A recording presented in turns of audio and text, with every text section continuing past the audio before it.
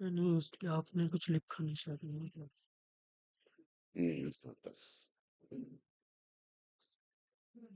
तो एक पैरा पिछला पढ़ता हूँ।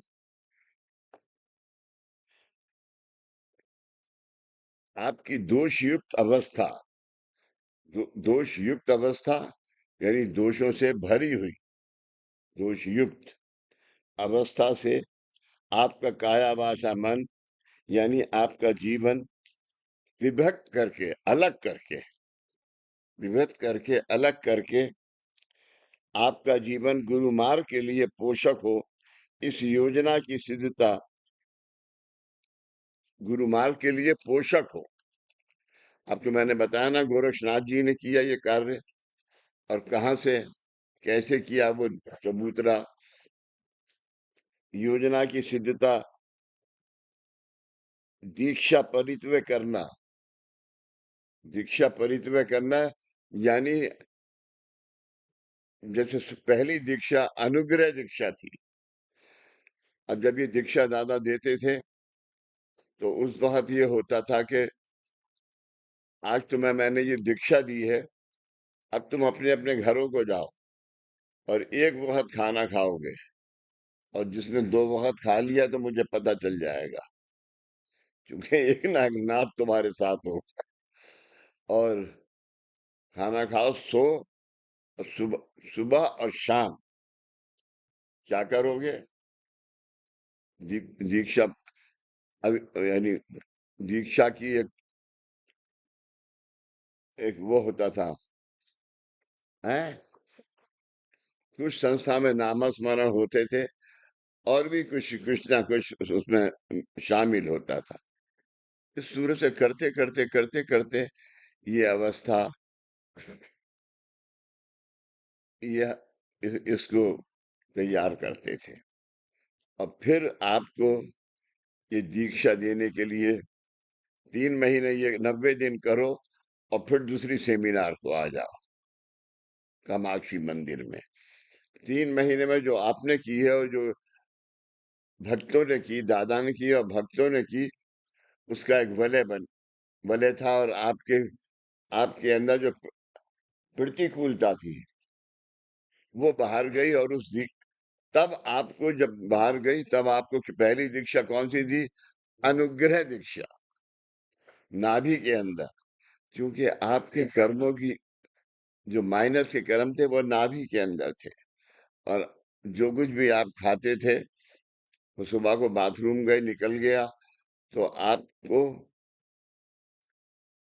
भूख इतनी लगती थी कि 5 पराठे खा लिए, 5 रोटी खा ली।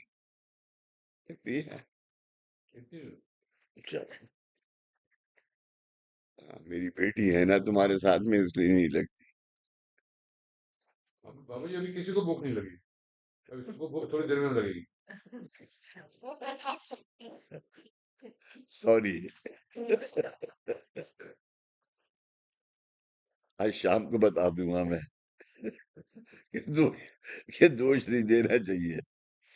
हाँ, ताकि तुम फोन करके ये नहीं कहो कि आपने सेमिनार में मेरे लिए ये कहा था, तो उसने उसने बताया है ये मुझे। योजना की सिद्धता दीक्षा परित्व करना, इस साधन का वर्णन शब्दों से कर पाना, इन बातों का वर्णन शब्दों से कर पाना मुमकिन नहीं है। आप समझ गए? इन शब्दों से कर पाना मुमकिन नहीं है। आपके पूर्व जन्मों में, आपके द्वारा, पूर्व जन्मों में, पिछले जन्मों में आपके द्वारा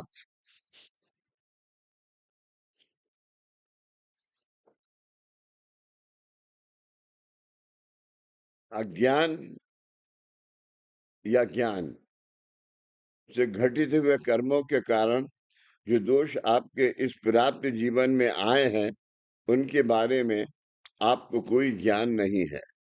उनके बारे में आपको कोई ज्ञान नहीं है। यानी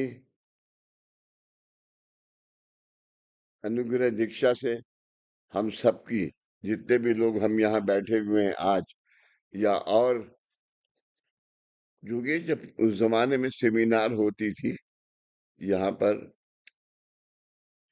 तो मेरे ख्याल से 1100-1200 भी आदमी आते थे। हाँ, 400 450 और कैलाश कॉलोनी में जो छत पे बैठाना पड़ते थे। की दफा हुआ था बाबूजी, दीक्षा दीक्षा कारण दीक्षा के दौरान।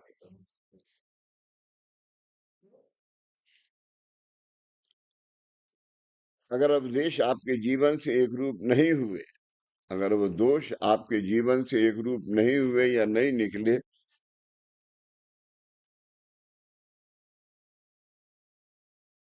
हुए होते, तो आपको आपके प्राप्त जीवन में बिना मांगे सुख शांति समाधान प्राप्त होता। सुख शांति समाधान प्राप्त होता, जो कि दादा को अपनी जिंदगी के साथ खेल के आपको करना पड़ा। अनेक प्रयत्नों के बाद भी आपके पूर्व जन्मों के दोष आपको सुख शांति समाधान प्राप्त नहीं होने देते। इसी का अर्थ है कि आपका ये प्राप्त जीवन आपके पूर्व जन्मों के दोषों के पूर्णता अधीन हो चुका था। समझ गए इसका मतलब? यानी इस मार्ग में आने से पहले आपका पूरा जन्म, आपका पूरा परिवार इन कर्मों के अधीन हो चुका था, इन कर्मों के भले में था, और आपको कुछ नहीं मिल रहा था ना। आप कमा के भी बे, बे, बे, बगैर पैसे वाले थे, बीवी बच्चे होते हुए उन बच्चों का सुख नहीं मिलता था, क्योंकि कोई ना कोई हर वक्त बीमार रहता था।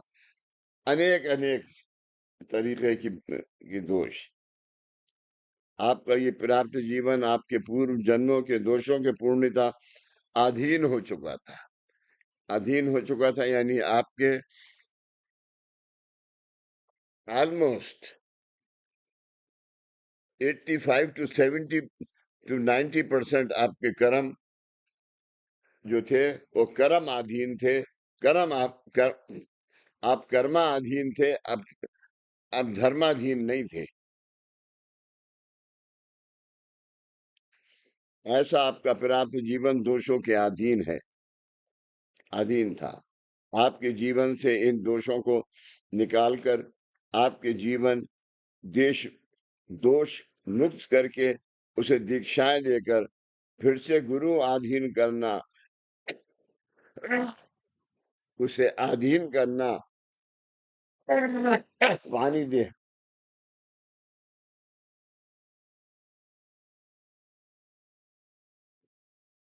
यार तुम ये फल काट के रख देते हो तो खांसी आती है, खाओ पहले ये खाओ।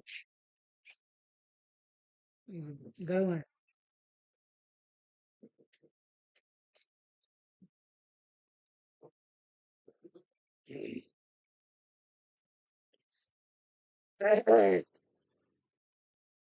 ये प्रचंड और प्रखर साधन है, फिर भी ये आपको प्राप्त कराते समय आपको कोई भी दीर्घ तपश्चर्या नहीं करनी पड़ी। इस मार्ग की सबसे बड़ी जो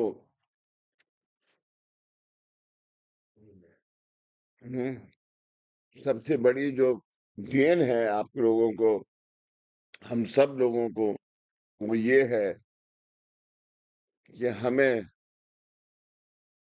इसके लिए कोई कष्ट नहीं उठाना पड़ा, बल्कि जिसे कष्ट हुआ उसको उस कष्ट से छुड़ाना, ये भी दादा ने काम किया।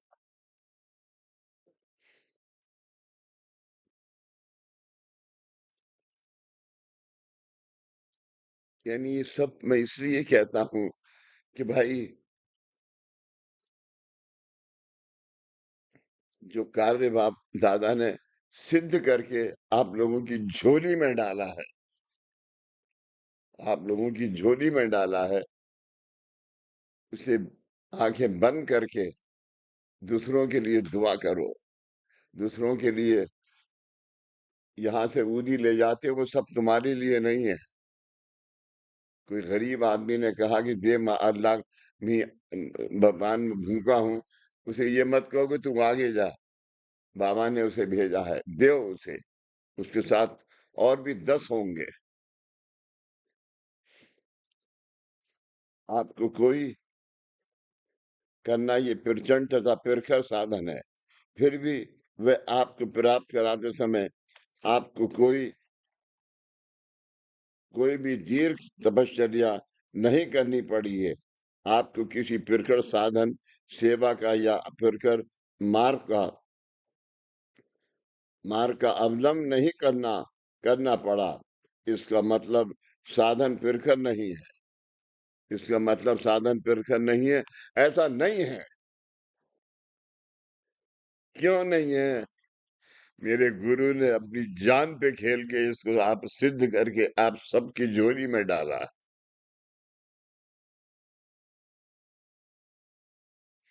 इसकी मिसाल इस अवलंबन नहीं करना पड़ा, इसका मतलब साधन प्रखर नहीं है, ऐसा नहीं है। इसको इसको आसान मत समझो, तुम्हें दिया है ये मत समझो।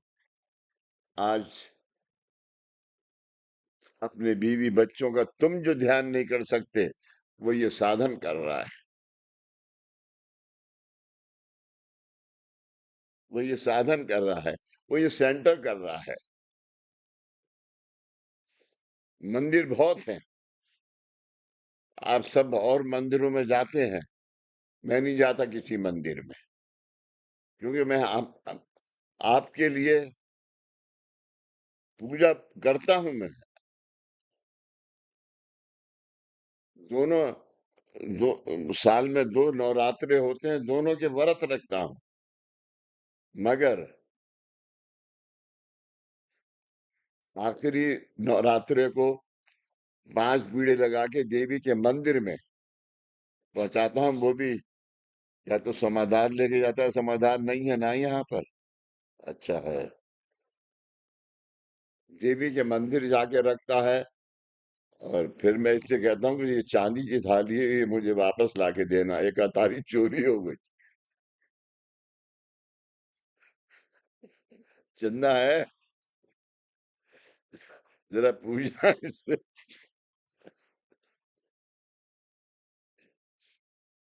इसकी मिसाल करना, इसका मतलब साधन प्रखर नहीं है, ऐसा नहीं है।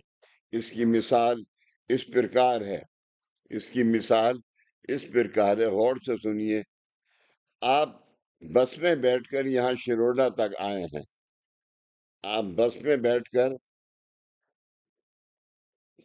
क्या करो,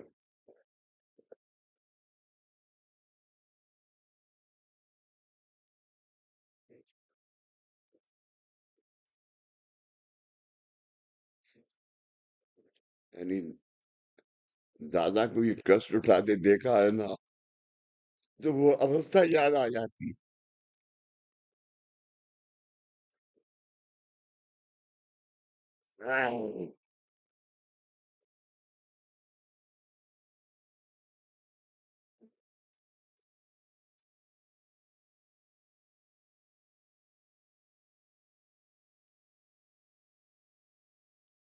इसकी मिसाल इस प्रकार है। आप बस में बैठकर यहाँ शिरोडा तक आए हैं। आप बस में बैठकर यहाँ शिरोडा तक आए हैं। रास्ते में अनेक गड्ढे होने के कारण आप धक्के खाते हुए यहाँ तक पहुंचे हैं। आप धक्के खाते हुए यहाँ तक पहुंचे हैं।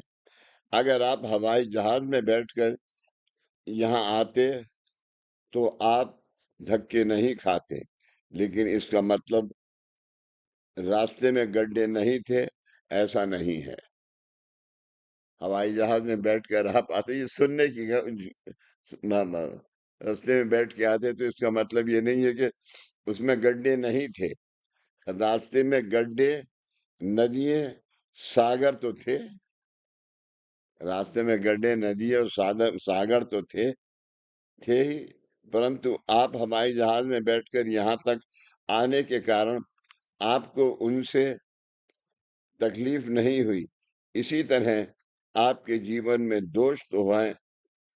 अभी जब हम जाते थे तो लिस्ट बनाते थे, यहाँ जोगेश वगैरह ये भी लिस्ट बनाते थे, इतने हैं लोग, तो हम उन सब लोगों के लिए एक बीड़ा लगाते थे सेंटर पे, और वो बीड़ा जब तक रखा रहता था जब तक कि हम लौट के आते थे, और जब वापस आए तो शंकर भगवान के पास रखा। बस इतनी पूजा है हमारे पास शंकर भगवान की। और आज आपके लिए दोषों से मुक्त करना आपको, उसके लिए ये शंकर भगवान की पूजा है, देवी की पूजा है। दोष तो है, लेकिन उन दोषों से आपका आपका तथा आपके परिवार वालों को कोई तकलीफ ना हो, इसलिए श्री गुरु अपनी सहज लीला से स, गुरु गुरु अपनी सहज लीला सिद्ध साधनों द्वारा आपके जीवन में से उन दोषों को दूर करके आपको इस भव सागर से पार करा रहे हैं, आपको इस भव सागर से पार करा रहे हैं। इसका एहसास आपने सदैव रखना चाहिए। आपको ये सोचना चाहिए कि ये गुरु का हम आराम से दिल्ली पहुंच गए या हम दिल्ली से गोवा पहुंच गए, इसका मतलब ये नहीं है कि आप अपने उनको, लेकिन गुरु का अपने दिल में, अपने समाधि में गुरु का थैंक्स करना चाहिए।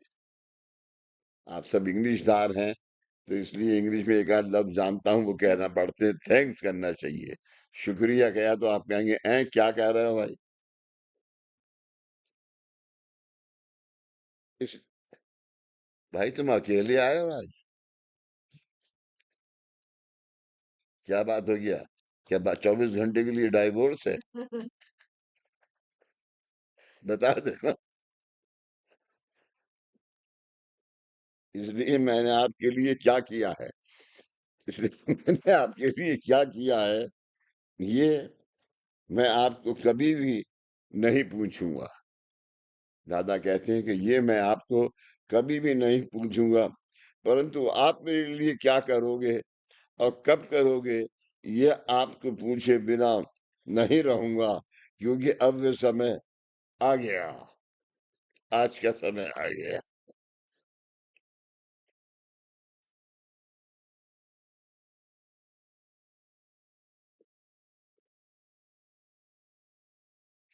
आप जरूर इस बात को बुरा मानोगे, कुछ पुराने लोग हैं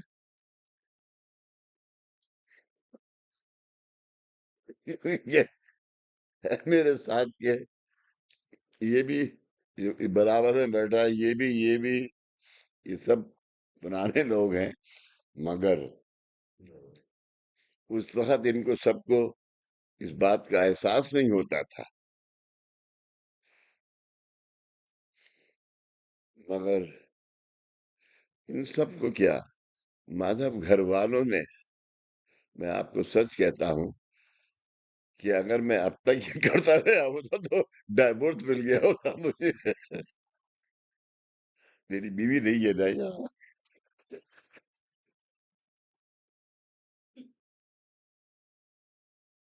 इस रानी साहब, तुम तो थे उस जमाने में काफी।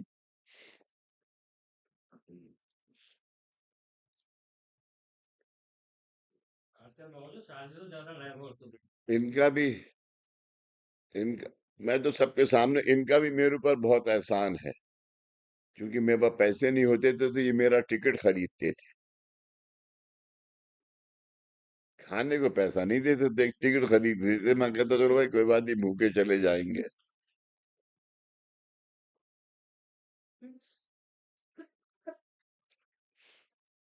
रास्ते में गड्ढे, नदियां, सागर तो थे ही, परंतु आप हवाई जहाज में बैठकर यहाँ तक आने के कारण आपको उनसे तकलीफ नहीं हुई। इसी तरह आपके जीवन में के दोष तो हैं, लेकिन उन दोषों से आपको तथा आपके परिवार वालों को कोई तकलीफ ना हो, इसलिए श्री गुरु अपनी सहनशीलता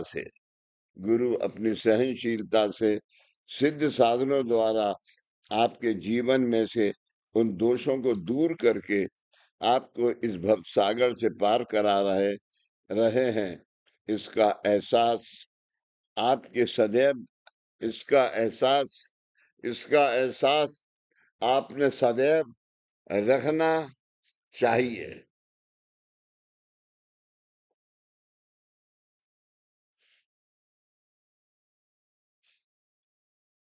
ये मैं आपसे कभी नहीं पूछूंगा, परंतु आप मेरे लिए क्या करोगे और कब करोगे, ये आपको पूछे बिना नहीं रहूंगा नहीं रहूंगा, क्योंकि अब वह समय आ गया है। ये मैंने आपको बात बहुत दफा बताई है, और आप माइंड मत करना। मैं मेरी डेयरी थी छतरपुर में। अ, छतरपुर में। तो वहां से सुबह को दादा आते थे, सुबह को दूध लेके आ रहा था। 5 बजे दादा का हुक्म था कि ये प्रभु की बीवी तो वो थे रिटायर्ड मिलिट्री के आदमी थे, बड़े सख्त थे। मिलिट्री का कौन है यार? खैर, तो आते थे, तो दादा ने क्या कि ये तो बेगम साहब जो है, ये तो उठती 8 बजे है। 8 बजे तक तो मुझे साधना कर लेनी चाहिए, तो तुम दूध लेके आओ और मुझे चाय पिलाओ। तो वहाँ मेरे पास एक लैम्ब्रेटा स्कूटर था। तो लैम्ब्रेटा स्कूटर से मैं आ रहा था, तो दादा को वहां पर पंचशील पार्क में उदय है उदय पार्क उदय पार्क है गुलमोहर गुलमोहर पार्क। गुलमोहर पार्क में वो रहते थे दादा उस जमाने में आके। तो दादा कहते थे कि ये, तो मैं चाय बना के देता था, चाय बना के देती तो कहते थे अब फटाफट जाओ, नहा के कपड़े बदलो और छोटी सी साधना करके 8:15 तक पहुंच जाओ। 8:30 बजे काम काज के लोग आएंगे, सबका नाम लिखो बैठ। तो उस वक्त वो ये करता था, तो काम काज के का नाम लिखने के लिए मैं बैठता था, वो करता था। तो कितने ही दिन ऐसे ही होगा कि लंच तक 3 बज गए, कुछ नहीं किया। उसके बाद उनका अब तुम जाओ, अब 5 बजे फिर वापिस आ जाओ। जब 5 बजे वापिस आते थे तो गाड़ी में बैठ के और लोधी गार्डन के अंदर जाते थे, और लोधी गार्डन के दरवाजे में घुसे और इतने सारे वो, हाई सिगरेट हाँ फाइव के पैक। हाँ, वो लेके हट इधर मारते हुए एक पीपल के पेड़ के नीचे जाके बैठते थे, और मेरा डर के मारे बुरा हाल कि अब क्या होगा। उसके बाद वापिस आते थे, तो दीपक से कहते थे कि यहाँ पर एक परात रख दो पानी डाल के, और बाबूजी तुम इस परात को देखो बैठ के। तो मैं कहता था दादा दीपक को बढ़ा दो। अरे उसकी स्किन इतनी मोटी नहीं है, बहुत पतली स्किन है वो। तेरी स्किन बहुत मोटी है। मैं बैठता था तो जो उल्टी करते थे खून की, भगवान झूठ नहीं बुलाए, बाबा के दरबार में बोल रहा हूँ, माधव कम से कम एक लोटा खून की उल्टी करते थे, और वो पेड़ों में डालता था मैं वहां के बाहर के। और फिर दूसरे दिन को यही 5 दिन हो गए, एक कार्य हो गया बाबूजी, अब दूसरे के लिए चलो। जहाँ 1.25 महीने रहते थे, आप 5 दिन के बाद ये कार्य करना पड़ता था।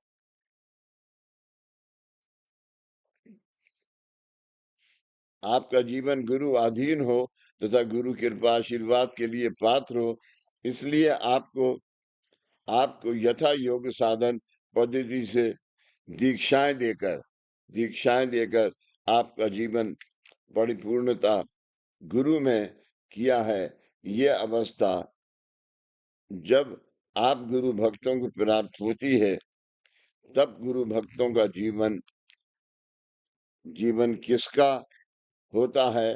तो श्री गुरु का डेवलप होती है जब ये अवस्था इंसान की, तो ये जीवन किसका है? गुरु का। क्योंकि गुरु के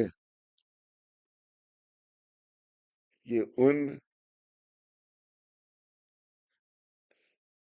मामूली शब्दों में कह रहा हूं, एहसानों का बदला अभी पब्लिक का तू भला करो तो तुम्हारा भला होगा। इसलिए ये पहला सेंटर हिंदुस्तान में दादा ने खोला।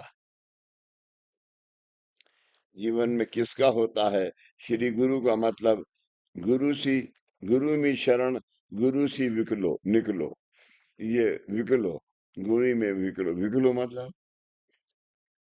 है मतलब समर्पित कर।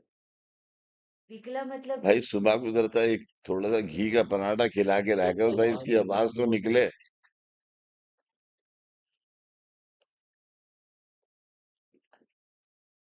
गुरु में विकलो अर्थात मैं श्री गुरु की शरण में आया हूँ। मैंने खुद को श्री गुरु को बेच दिया है, क्योंकि शरण में आया हूँ।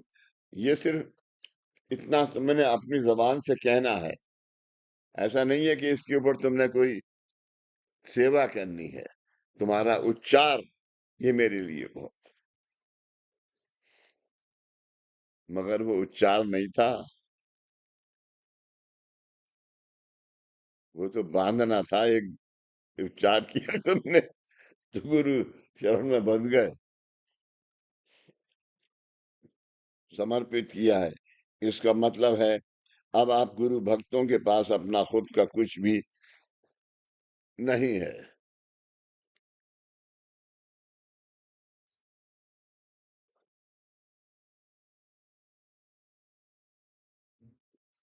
पानी ले लो,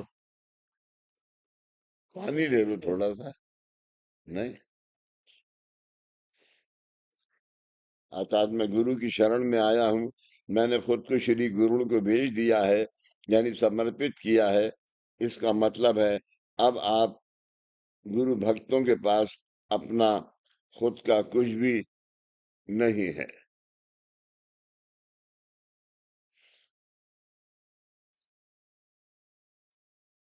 मगर जो गुरु ने दिया है वो कम है। आज दूसरों की सेवा करो, इसका ये मतलब नहीं है दादा का कि तुम अपनी और अपनी बीवी का नहीं, बच्चों का भी करो, अपने घर को संभालो और फिर मानव कल्याण का कार्य करो।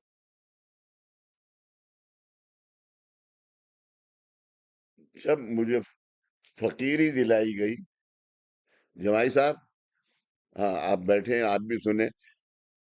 जब मुझे सलीम बाबा की दरगाह में फकीरी दिलाई गई, तो उन्होंने क्या किया, अब जाके सेंटर में कामकाज शुरू करो, डोरा बांधो, ऊदी दो और प्रार्थना दो, बस इतना कामकाज करो। तो ये कामकाज करके तुम्हारे पास अगर 100 रुपए आए, तो 75 गरीबों के लिए और 25 तुम्हारे लिए हैं। 25 में गुजारा तुम करो, और मैं इसी तुम्हें दुआ देता हूँ कि 25 में गुजारा करोगे जब तुम, तब 5 तुम्हारे पास बच जाएंगे, 20 में हो जाएगा। ऐसा मार्ग, ऐसी दुआ। और निरपेंद्र कोशिश तो करता हूँ ये अभी भी कि इसका निकला हुआ पैसा 25% मेरे पास हो।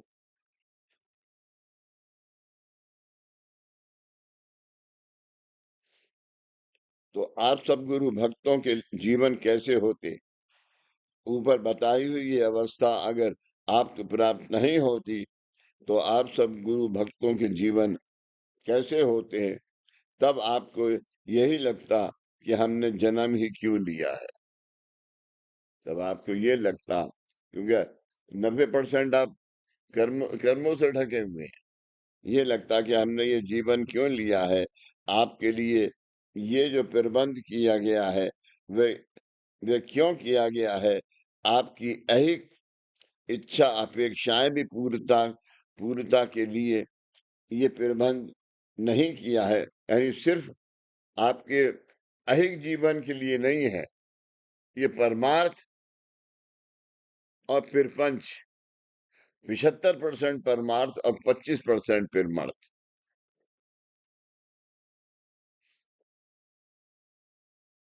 इसलिए माधव आपको निरपेंद्र को ये कहा कि भाई आज लोगों को ये जरूर प्रार्थना करो सबसे कि भाई यहाँ आओ, तुम अपना टाइम फिक्स करो।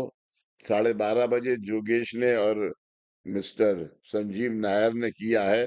मुझे 12:30 बजे मैं अगर करूं ये कर रहा हूं कि मैं करता हूं तो हूं छोड़ दूंगा मैं, लेकिन 12:30 बजे बंद कर दूंगा।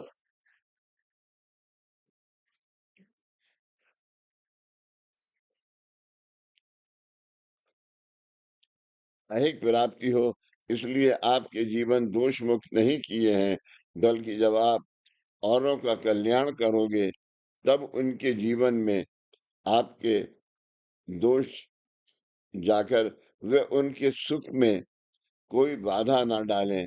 इसलिए आपकी किया है, क्योंकि हम दूसरों का जब आज निराकरण कर रहे हैं तो वो आपके निराकरण करते वक्त आप, अरे सीमा का शाल तो बहुत अच्छा है।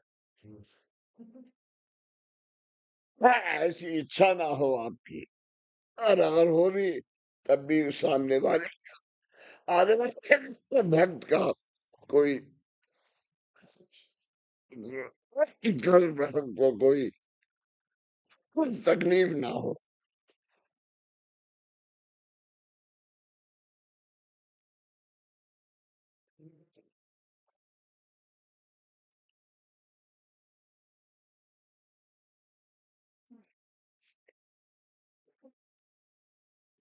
औरों का कल्याण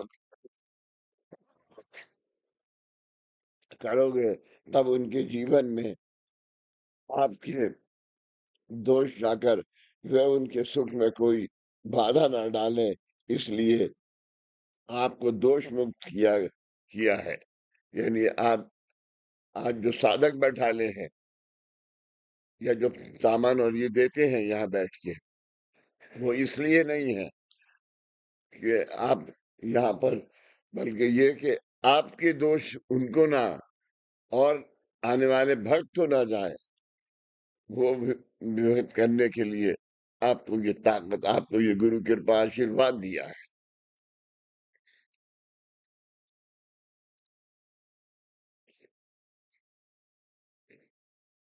एक कुछ दिनों से ये सज्जन जो पीछे बैठे हुए हैं, ये यहाँ कुछ पढ़ाई का काम करते हैं बच्चों के। ये करीब 1.5 साल से यहाँ आते हैं, लेकिन 1.5 साल से आने के बाद जैसे ये आते हैं तो इनकी पत्नी जो है वो मुझे, मैं उनको नमस्कार करता हूँ तो वो मुझे देख के नमस्कार का जवाब हंसी से देती है।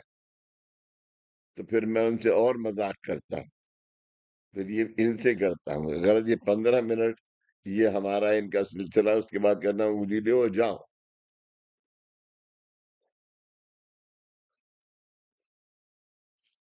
आपको दोष मुक्त किया गया है।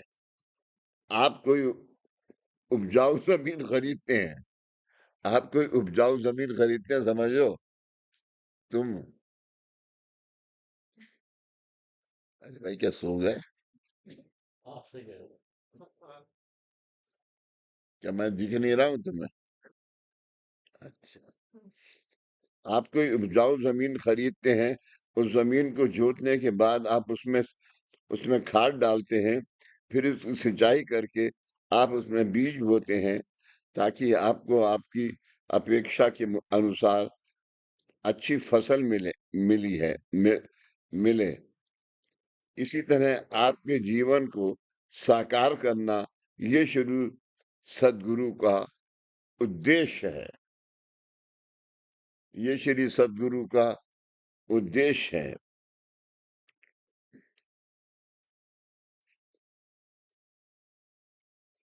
और आपको दीक्षाएं देकर उन्होंने ये उद्देश्य साध्य किया है। जन्म दे आपको दीक्षाएं देकर ये जन्म आपको साध्य किया है। श्री सदगुरु का ये सदहेतु आपका साधन उस साधन की सिद्धता और साध्यता के रूप में प्राप्त हुआ है। आज जो आप यहाँ आते हैं उस उसमें आपकी इच्छा कभी-कभी ये होती है कि यार आज नहीं जाते, आज 1 घंटा और सोते हैं, मगर वो अवस्था आपको आपको बुलाती है। वो अवस्था की सोच आपको यहाँ तक लाती है। और साधुता के रूप में प्राप्त हुआ है। प्रत्येक व्यक्ति की श्री सदगुरु के कार्यार्थ जो आयु है, प्रत्येक व्यक्ति की जो सदगुरु के साथ जो कार्यार्थ आयु है, उसमें श्री सदगुरु से प्राप्त हुई ये अवस्था के प्रति कृतार्थ होने के कर्तव्य अब आप में से हर एक व्यक्ति का करना है। आप में से हर एक व्यक्ति का। ये जरूरी नहीं है कि सिर्फ सेंटर ही हो। अगर आपकी कार रुकी और आपको कि वहां पर कोई तकलीफ में दिखा, उसकी भी मदद करना, ये आपके हाथों से। अगर आपने 10 पैसे दिए उसे, तो उसको 10 रुपए का लाभ होगा।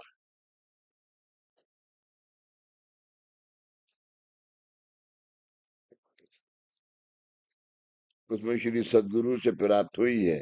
इस अवस्था के प्रति कृतार्थ होने का कर्तव्य अब आप में से कृतार्थ होने का कर्तव्य अब आप में से हर एक व्यक्ति को करना है।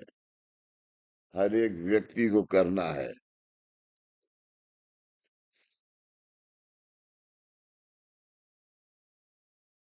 20 आदमी तो है ना यहाँ पर, ज्यादा है। हाँ? ज्यादा है। चलो 25, चलो 27 रखते हैं। अगर 27 आदमी से आज 3 लोगों का भला हुआ तो कितना हो गए? 31। 81 हैं? 81 81। ये कम हुए।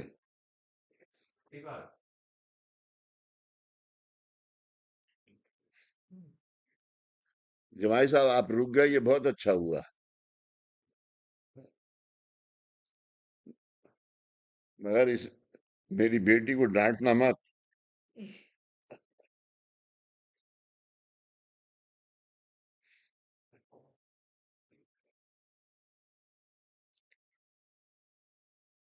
यानी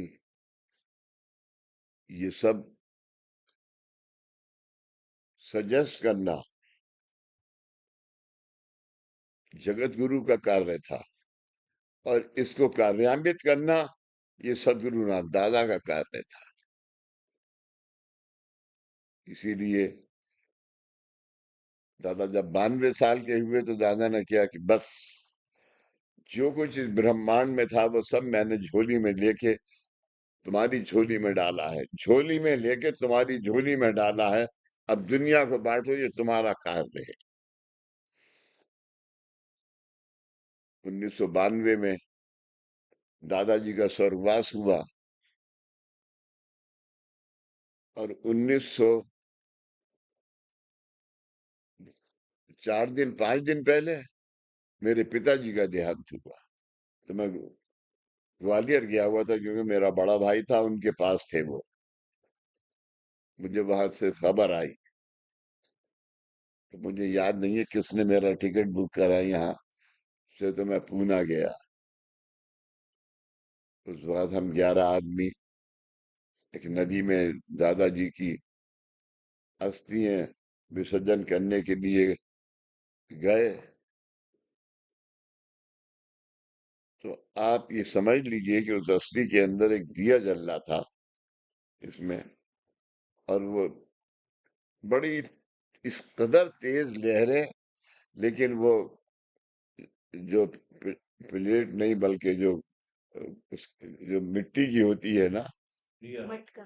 हंडिया, हाँ, वो हिलती थी, ना तो दिया बुझता था और ना वो लौटती थी। बड़ी दूर जाने के बाद वो लौटी। तब दीपक ने क्या कि दादा आप कह रहे हैं वापस जाओ। तब हम वापस आए पूना में।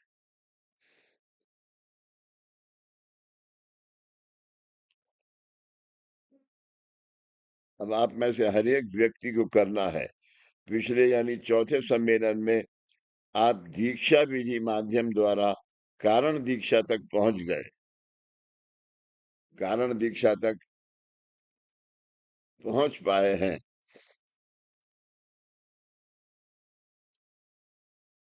मैंने सब दीक्षाएं अटेंड करी हैं। ये मेरा सौभाग्य है, दादा की कृपा है। और वो सब दीक्षाएं में कितना मेहनत और कितना कष्ट होता था, इसका कहना मुमकिन नहीं है।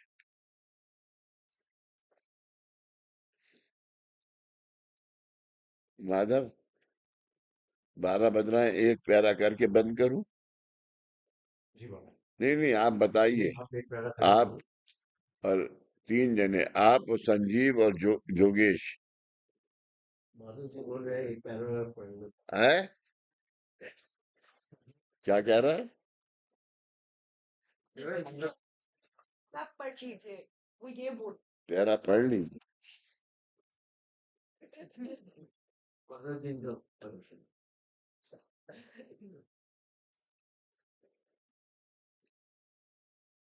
पिछले यानी चौथे सम्मेलन में आप दीक्षाएं विधि माध्यम द्वारा कार्य दीक्षा तक पहुंच पाए हैं।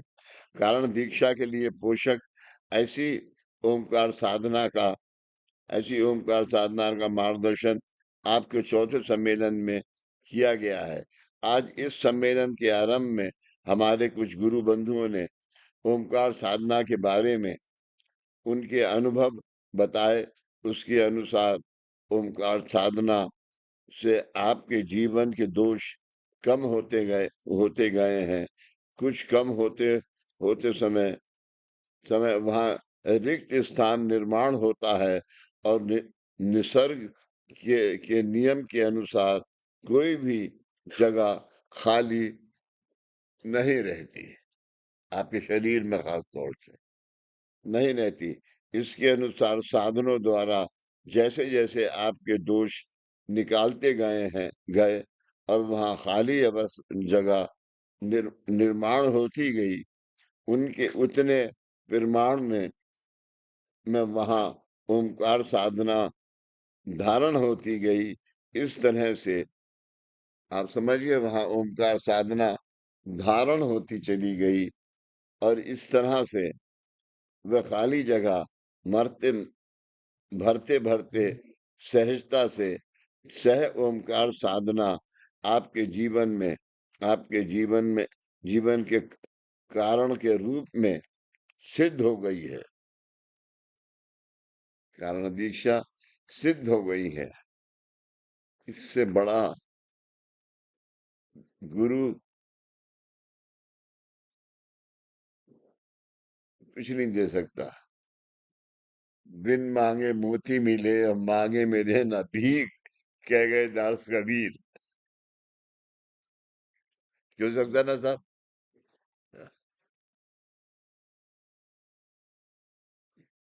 सह ओमकार साधना आपके जीवन में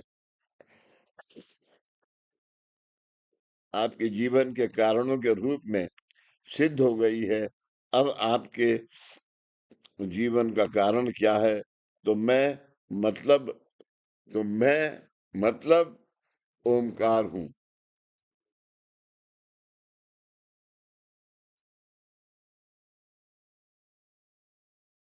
दोबारा बोले। यानी ऐसा साधन राम और कृष्ण ने भी नहीं किया।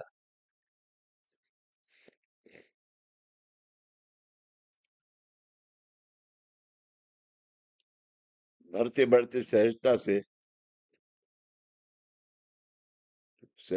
जो जगह आप ओमकार करते में आप खाली हो गई है, वो भरते भरते सहज ओमकार साधना आपके जीवन में, आपके जीवन के कारण के रूप में सिद्ध हो गई है। आपका जीवन क्यों हुआ है, उसका कारण क्या है, सिद्ध हो गई है। अब आपके जीवन का कारण क्या है? तो मैं मतलब ओमकार हूं। नहीं समझे? ओमकार ओमकार ही बोल रहे हैं। यानी अभी आपके पूरे जीवन में ओमकार सिद्ध हो गया है, और उस ओमकार को आपने दूसरों को देना है। तो आज के लिए जो सिद्ध हुआ है, आज जो कि फर्ज कर लो कि आप रोजाना जीरो जीरो जीरो का 10वां भाग आप दूसरों को देना है आज आपने, तो वो साधना जब तक करोगे नहीं यहाँ, वो आप नहीं दे सकते। और वो देने के बाद आपके साथ जन्म, और आपकी 7 पीढ़ी, और आपके बच्चों की 7 पीढ़ी।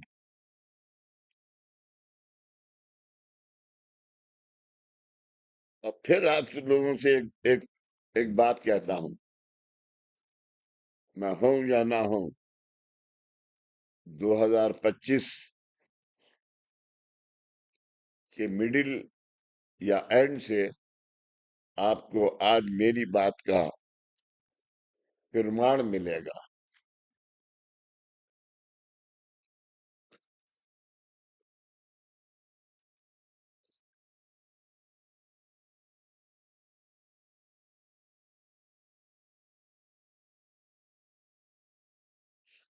पिछले यानी चौथे सम्मेलन में आप दीक्षाएं विधि माध्यम द्वारा कारण दीक्षा तक पहुंच पाए हैं। कारण दीक्षा के कारण पोषक ऐसी ओमकार साधना का मार्गदर्शन आपको चौथे सम्मेलन में किया गया है। आज इस सम्मेलन के आरंभ में हमारे कुछ गुरु बंधुओं ने ओमकार साधना के बारे में उनके अनुभव बताए। उसके अनुसार ओमकार साधना में आपके जीवन के दोष कम होते गए। यानी आपने जो महसूस किया वो बताया, इसका ये मतलब है कि आपके आपके दोष कम हो गए, और ओमकार साधना से जो आपने किया उसका जो आपको रिटर्न मिला, वो आपने बताया कि ये मुझे महसूस हुआ।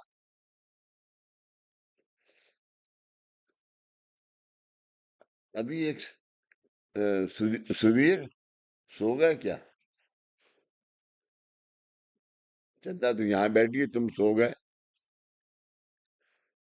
वो एक आदमी बॉम्बे से आया था, दानिश क्या नाम था उनका? कामले कामले हैं? कामले दाम्बे साहब। इसकी मेमोरी बहुत तेज है। मेरे से चंद्रमा।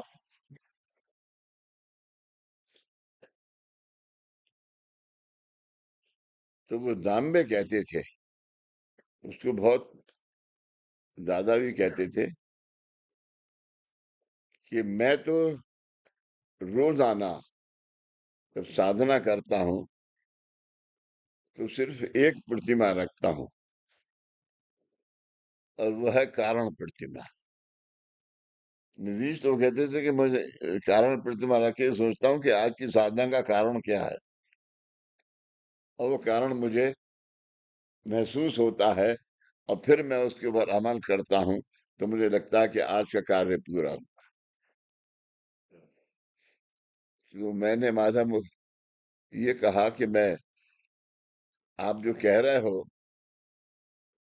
वो सर आंखों पे, लेकिन आप जितना बता रहे हो उसमें से 75% कम करो,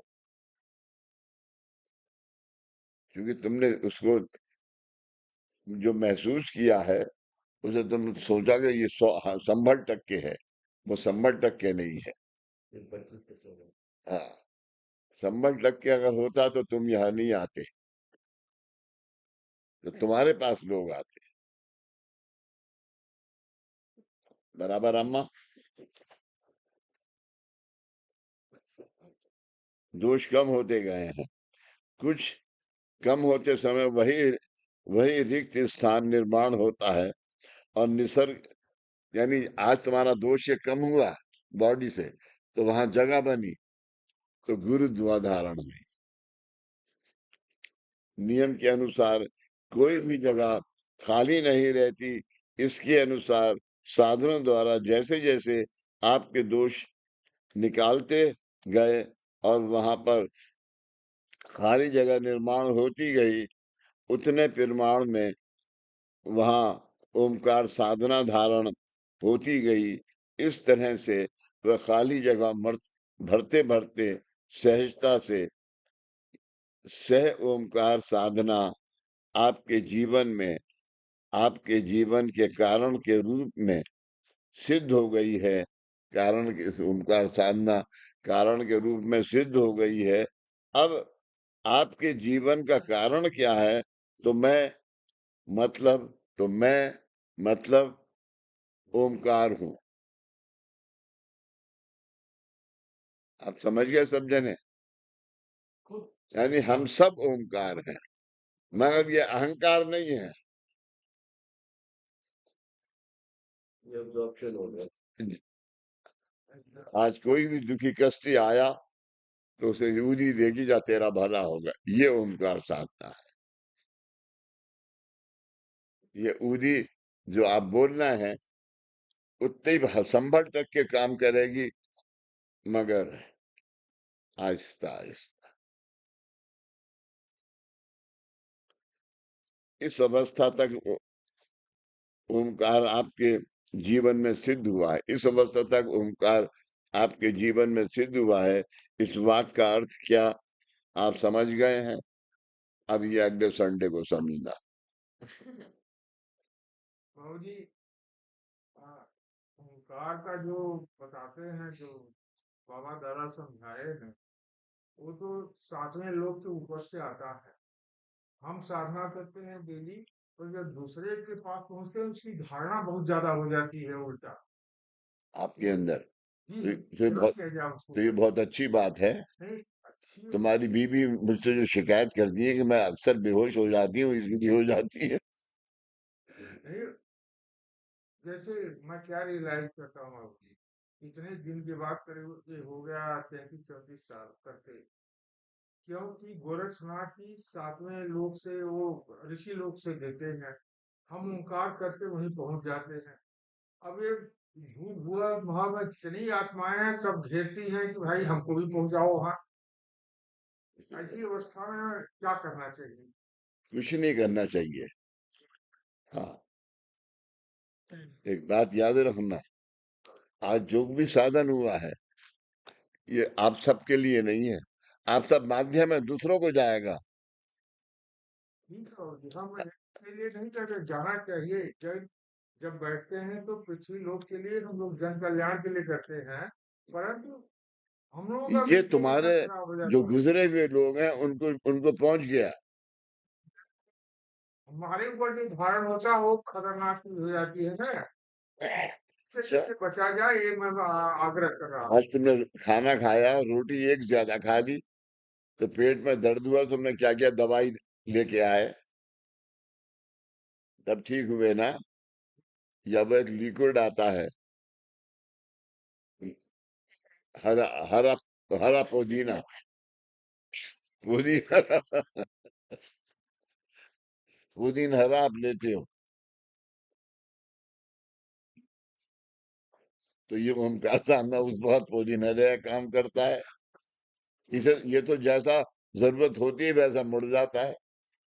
बात परंतु ये मीडियम बहुत गड़बड़ हो जाता है। हैं? गड़बड़ होने दिया जाए, इसका क्या उपाय है, हम ये पूछ रहे हैं। इसकी तुम चिंता क्यों कर रहे हो? ईमानदारी बरतो, बाबा का नाम ले, पूरी दे के जो दुखी कष्ट क्या है तुम्हारे उसमें, ये सेंटर क्यों है? दुखी कष्टिया है त्यान की सेवा काया वाचा मनाच कर्म से काम है तुम्हारा। अब गुरु क्या देने वाले हैं तुम्हारे पास, उसके लिए हम क्या कहते हैं तुमसे? तुम्हारा फोटो है बाबा की, मगर तुम बाजार से खरीदोगे वो नहीं चाहिए हमें। हमें इस फोटो की कॉपी चाहिए। इसे पूजा में रखो, पूजा में तुम्हारा साध्य होगा। और तुम्हारी बात बताऊं मैं पर्सनल, सबको सुनाऊं? आज तुम्हारे बच्चे कैसे हैं? और कोई क्वेश्चन इंपॉर्टेंट?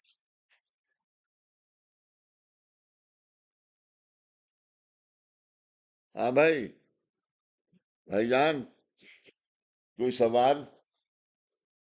नहीं? फिर तुम बीबी से जाके मत करना, वो कल आके कहेगी मुझसे।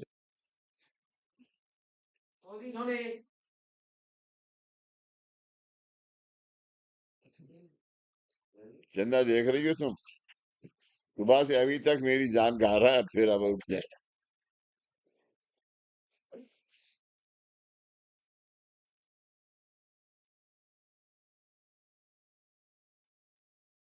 लक्ष्मी, आ बेटा। जमाई साहब, नमस्कार बाबूजी। अभी अभी करता हूँ। नमस्कार नमस्कार। जमाई साहब क्या? It is very simple to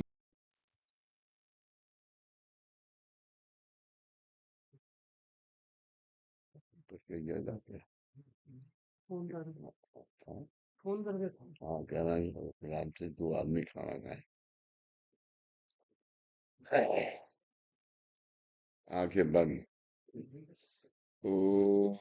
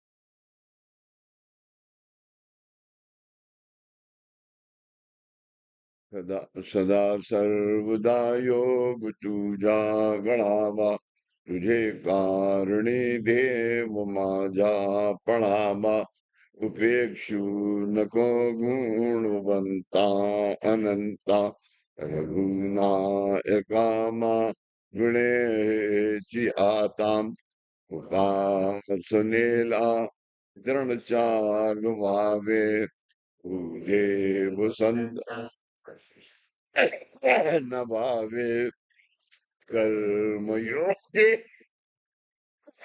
प्रभावे, सर्वात्मकी मन ज्या ठिकाणी मन जाए माझे, गुरु पूजे